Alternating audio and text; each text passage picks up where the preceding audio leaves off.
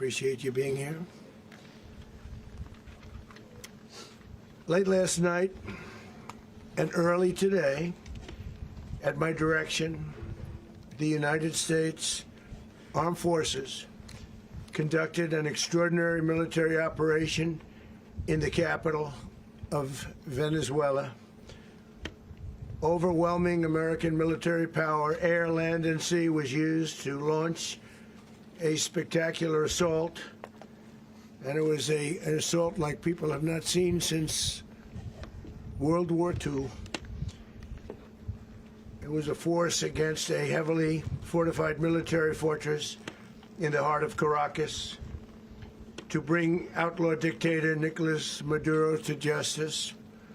This was one of the most stunning, effective, and powerful displays of American military might and competence in American history. And if you think about it, we've done some other good ones, like the attack on Soleimani,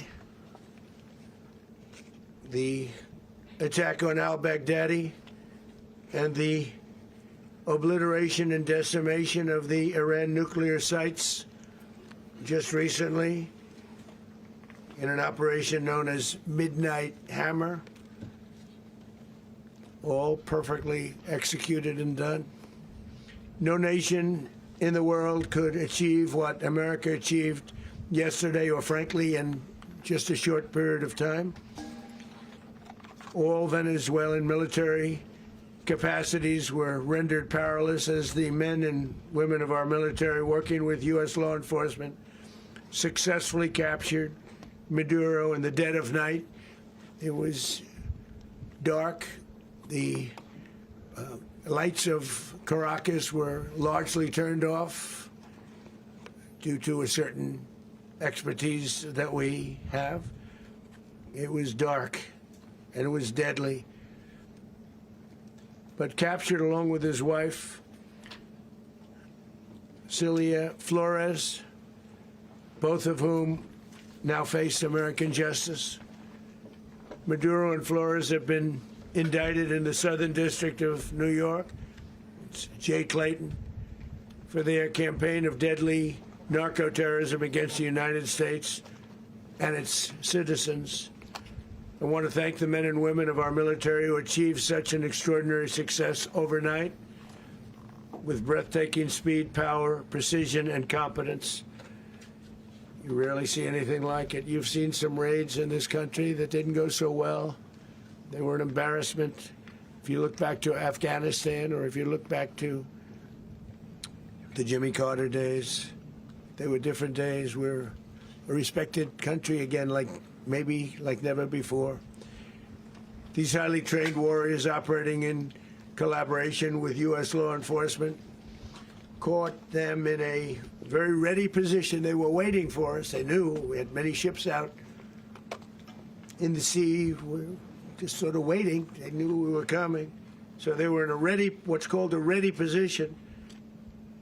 But they were completely overwhelmed and very quickly incapacitated. If you would have seen what I saw last night, you would have been very impressed. I'm not sure that you'll ever get to see it, but it was an incredible thing to see. Not a single American service member was killed, and not a single piece of American equipment was lost. We had many helicopters, many planes, many people involved in that fight. But think of that, not one piece of military equipment was lost, not one service member was, more importantly, killed. The United States military is the strongest and most fearsome military on the planet by far, with capabilities and skills our enemies can scarcely begin to imagine. We have the best equipment anywhere in the world. There's no equipment like what we have, and you see that even if you just look at the boats. You know, we've knocked out 97% of the drugs coming in by sea. 90%. Each boat kills on average, 25,000 people. We knocked out 97%. And those drugs mostly come from a place called Venezuela. We're going to run the country until such time as we can do a safe, proper, and judicious transition. So we don't want to be involved with having somebody else get in, and we have the same situation that we had for the last long period of years. So we are going to run the country until such time as we can do a safe, proper, and judicious transition. And it has to be judicious because that's what we're all about. We want peace, liberty, and justice for the great people of Venezuela, and that includes many from Venezuela that are now living in the United States and want to go back to their country. It's their homeland. We can't take a chance that somebody else takes over Venezuela that doesn't have the good of the Venezuelan people in mind. We've had decades of that. We're not going to let that happen. We're there now, and what people don't understand, but they understand as I say this, we're there now, but we're going to stay until such time as the proper transition can take place. So we're going to stay until such time as we're going to run it, essentially, until such time as a proper transition can take place. As everyone knows, the oil business in Venezuela has been a bust, a total bust, for a long period of time. They were pumping almost nothing by comparison to what they could have been pumping and what could have taken place. We're going to have our very large United States oil companies, the biggest anywhere in the world, go in, spend billions of dollars, fix the badly broken infrastructure, the oil infrastructure, and start making money for the country. And we are ready to stage a second and much larger attack if we need to do so. So we were prepared to do a second wave if we needed to do so. We actually assumed that a second wave would be necessary, but now it's probably not. The first wave, if you'd like to call it that, the first attack was so successful, we probably don't have to do a second, but we're prepared to do a second wave, a much bigger wave, actually. This was pinpoint, but we have a much bigger wave that probably won't have to do. This partnership of Venezuela with the United States of America, a country that everybody wants to be involved with because of what we were able to do and accomplish, will make the people of Venezuela rich, independent, and safe. And it will also make the many, many people from Venezuela that are living in the United States extremely happy. They suffered. They suffered. So much was taken from them. They're not going to suffer anymore. The illegitimate dictator Maduro was the kingpin of a vast criminal network responsible for trafficking colossal amounts of deadly and illicit drugs into the United States. As alleged in the indictment, he personally oversaw the vicious cartel known as Cartel de las Solas, which flooded our nation with lethal poison, responsible for the deaths of countless Americans, many, many Americans. Hundreds of thousands over the years of Americans died because of him. Maduro and his wife will soon face the full might of American justice and stand trial on American soil. Right now, they're on a ship. They'll be heading to, ultimately, New York. And then a decision will be made, I assume, between New York and Miami or Florida. But we have people where the overwhelming evidence of their crimes will be presented in a court of law. And I've seen it. I've seen what we have. It's both horrible and breathtaking that something like this could have been allowed to take place. For many years after his term as president of Venezuela expired, Maduro remained in power and waged a ceaseless campaign of violence, terror, and subversion against the United States of America, threatening not only our people, but the stability of the entire region. And you all saw it. In addition to trafficking gigantic amounts of illegal drugs that inflicted untold suffering and human destruction all over the country, all over, in particular the United States. Maduro sent savage and murderous gangs, including the bloodthirsty prison gang, Tren de Aragua, to terrorize American communities nationwide, and he did indeed. They were in Colorado. They took over apartment complexes. They cut the fingers off people if they call police. They were brutal, but they're not so brutal now. And I just have to congratulate our military, Pete and everybody, and our National Guard, because the job that they've done, whether it's in Washington, D.C., where we have a totally safe city, where it was one of the most unsafe cities anywhere in the world, frankly, and now we have no crime in Washington, D.C. We haven't had a killing. We had the terrorist attack a few weeks ago. A little bit of a different kind of a threat, but we haven't had a killing in a long period of time, 6, 7 months. We used to have two, on average, 2 a week in Washington, our capital. We don't have that anymore. The restaurants are opening. Everyone's happy. They're going, they're walking their daughters, they're walking their children, their wives. They walk to restaurants. Restaurants are opening all over Washington, D.C. So I want to thank the National Guard. I want to thank our military. And I want to thank law enforcement. Been amazing.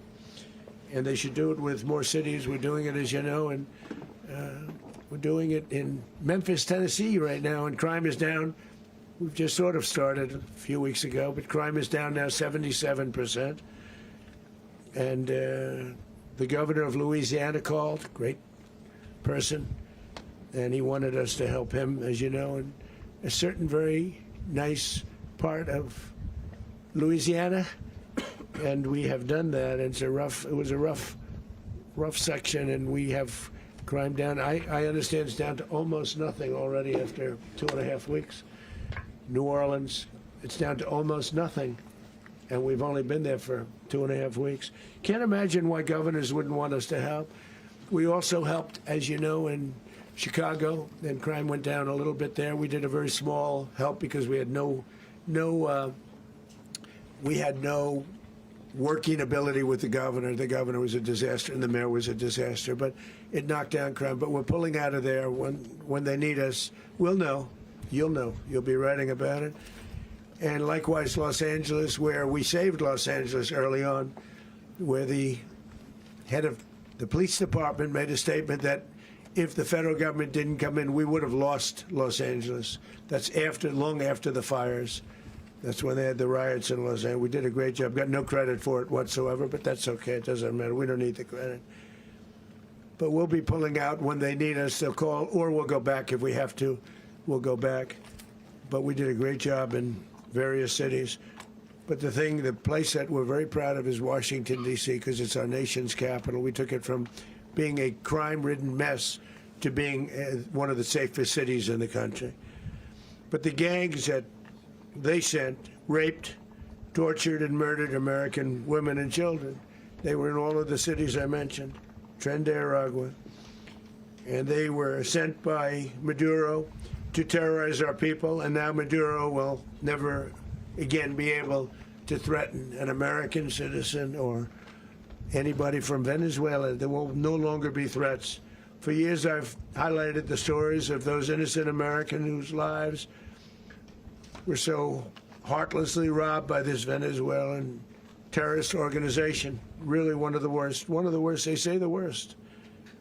Americans like 12-year-old Jocelyn Nungari from Houston. Beautiful Jocelyn Nungari, what happened to her?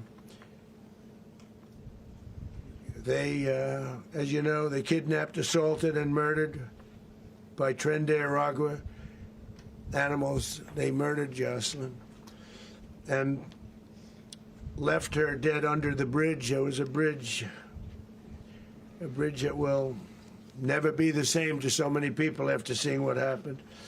As I've said many times, the Maduro regime emptied out their prisons, sent their worst and most violent monsters into the United States to steal American lives.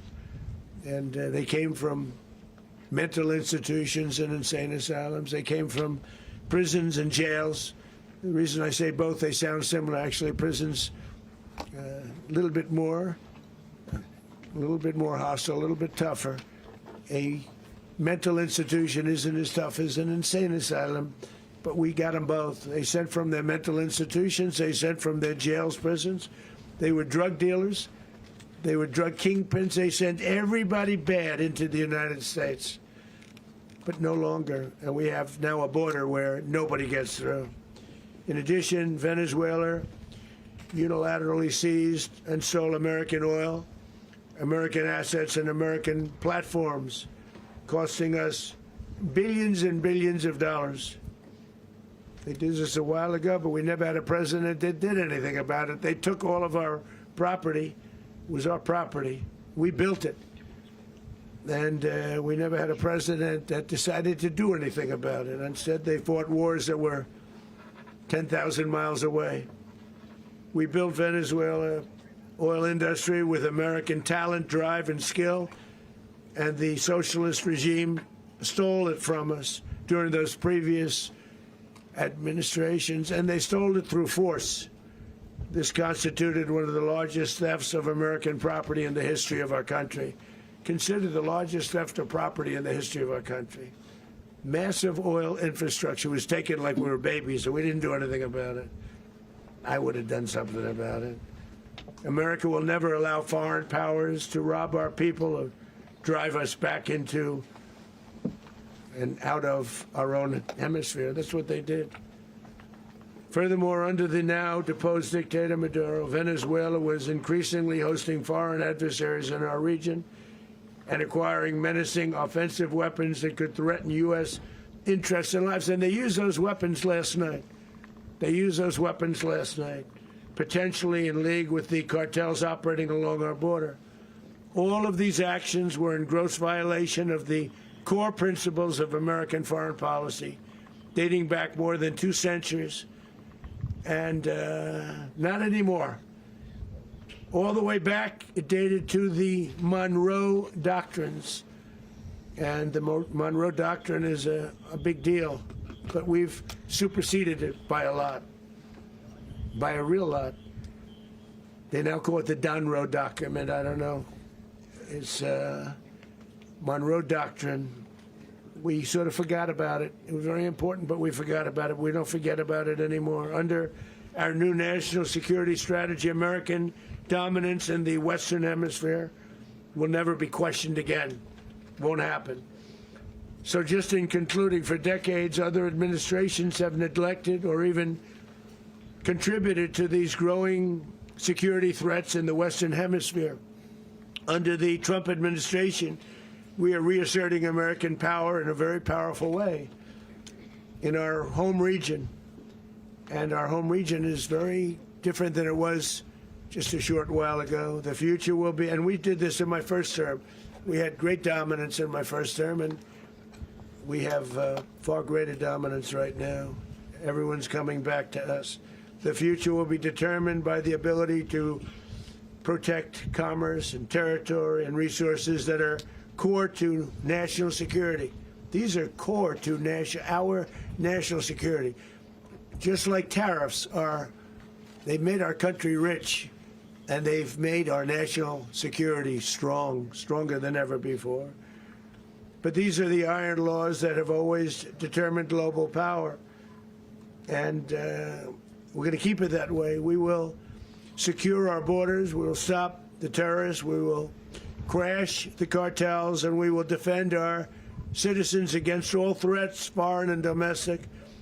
Other presidents may have lacked the courage or whatever to defend America, but I will never allow terrorists and criminals to operate with impunity against the United States. This extremely successful operation should serve as warning to anyone who would threaten American sovereignty or endanger American lives. Very importantly, the embargo on all Venezuelan oil remains in full effect. The American Armada remains poised in position, and the United States retains all military options until United States demands have been fully met and fully satisfied. All political and military figures in Venezuela should understand what happened to Maduro can happen to them, and it will happen to them if they aren't just fair, even to their people. The dictator and terrorist, Maduro, is finally gone in Venezuela. People are free. They're free again. It's been a long time for them, but they're free. America is a safer nation. This morning, it's a prouder nation this morning because it didn't allow this horrible person and this country that was doing very bad things to us. It didn't allow it to happen. And the Western Hemisphere is right now a much safer place to be. So I want to thank everybody for being here. I want to thank General Raisin Kane. He's a fantastic man. I've worked with a lot of generals. I worked with some I didn't like. I worked with some I didn't respect. I worked with some that just weren't good. But this guy is fantastic. I watched last night one of the most precise attacks on sovereignty. I mean, it was an attack for justice. And I'm very proud of him, and I'm very proud of our Secretary of War, Pete Hegseth, who I'm going to ask to say a few words. Thank you very much.